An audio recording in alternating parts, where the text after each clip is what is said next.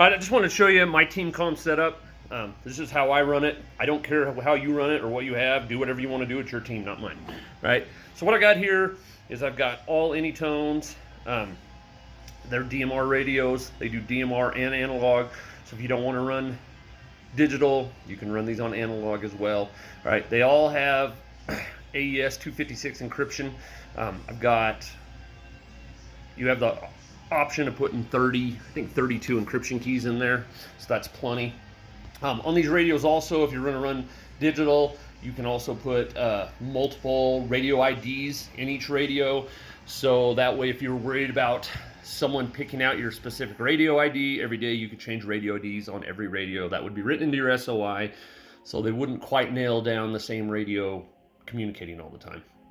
Anyway, so for the talk, we have a base station here, the talk or your homestead or whatever you're running operations out of, right? And that's a 50-watt radio. In the bag, I have some coax. I have a pre-made jungle antenna, some connectors and whatnot. This antenna, actually, I can tie up and put in there. So if I don't want to string up a jungle antenna, I don't need to get the distance. I got this one also. Notepad and whatnot in there. So that would be for our base station radio. Also, this radio does repeater operations. So if by chance we needed to set up a repeater somewhere, we could use this. We could do a crossband repeater, or we could do a single frequency DMR repeater. It does all that. So there's a lot of capabilities here. All right, as for the team radios, how we operate here is the patrol leader or the RTO gets a radio, and then the 2 team leaders on the team. And that's it. If your team, you want radios for everybody on your team, go ahead. I don't care. That's not just, we don't do that. This also, what this helps does is cut down on the price to get your team comm set up, where you're not outfitting every single guy with a $200 radio. For these radios, if we have inter-team operations, we wanted to communicate, we can actually use the 220.